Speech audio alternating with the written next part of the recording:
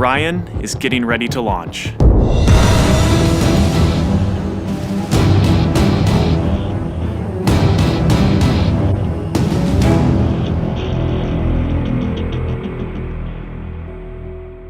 My name is Kelly Smith, and I work on navigation and guidance for Orion.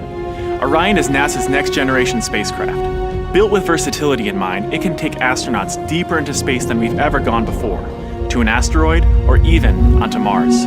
For these missions, Orion has to be one tough spacecraft, withstanding high speeds, searing temperatures, and extreme radiation. Before we can send astronauts into space on Orion, we have to test all of its systems. And there's only one way to know if we got it right: fly it in space. For Orion's first flight, no astronauts will be aboard.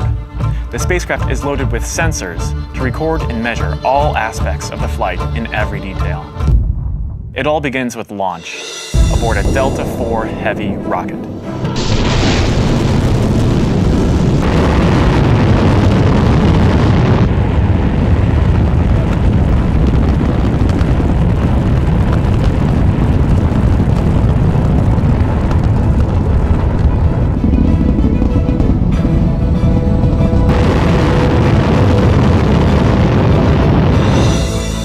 As it punches into Earth orbit, Orion will jettison its launch abort system.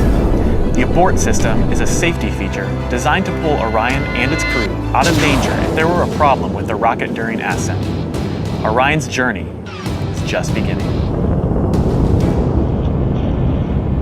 As the spacecraft and the upper stage begin their first lap around Earth, Mission Control in Houston is monitoring the progress of the flight.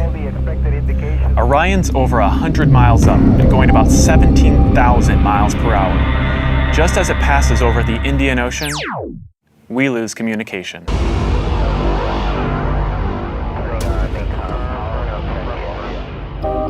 This is expected. The communications link we have through satellites to Orion is momentarily lost, but Orion continues to receive and process data. Its computers can handle 480 million instructions per second. Imagine you are traveling with Orion as the flight test continues. One orbit completed. Time to go. The upper stage of the rocket fires again. Like the setup for a roller coaster ride, this is the big climb we've been waiting for. We are headed 3,600 miles above Earth. 15 times higher from the planet than the International Space Station. As we get further away from Earth, we'll pass through the Van Allen belts, an area of dangerous radiation. Radiation like this could harm the guidance systems, onboard computers, or other electronics on Orion. Naturally, we have to pass through this danger zone twice, once up and once back. But Orion has protection. Shielding will be put to the test as the vehicle cuts through the waves of radiation. Sensors aboard will record radiation levels for scientists to study. We must solve these challenges before we send people through this region of space. For this flight, it's time to head home. The upper stage of the rocket triggers separation. Orion's jets fire to turn it into the proper position to re-enter Earth's atmosphere. No matter what happens now, we're coming in. 75 miles above Earth, the spacecraft enters the atmosphere. Things happen quickly. We're now traveling more than 20,000 miles per hour. Air particles pushed out of the way heat up. An envelope of hot plasma surrounds the vehicle as it plummets towards Earth. The plasma reaches temperatures of 4,000 degrees Fahrenheit, almost twice as hot as molten lava. This may be the most dangerous part of the flight. Mission Control is monitoring all the data from the spacecraft, and then we lose communication again. No data can penetrate the plasma. Orion is on its own. Orion is inside a fireball. Onboard systems ignite jets to keep the ship pointed correctly, so the specially constructed heat shield takes the full brunt of the inferno. This is the largest heat shield of its kind ever made. Orion's computers command the spacecraft to bank like an airplane, keeping a precise path to the landing site.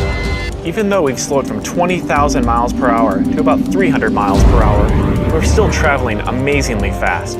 We must slow down, but we still have some very precious cargo. The flight data from this mission is stored inside the Orion spacecraft. While our flight might be over, there is still a lot of work to do. Onboard sensors recorded every detail, from launch to flying in space, to re-entry to landing.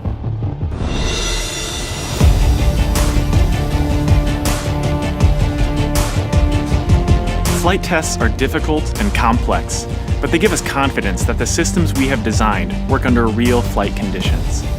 It's great to be a part of this first space flight for Orion, and we're looking forward to beginning a new chapter in human space exploration.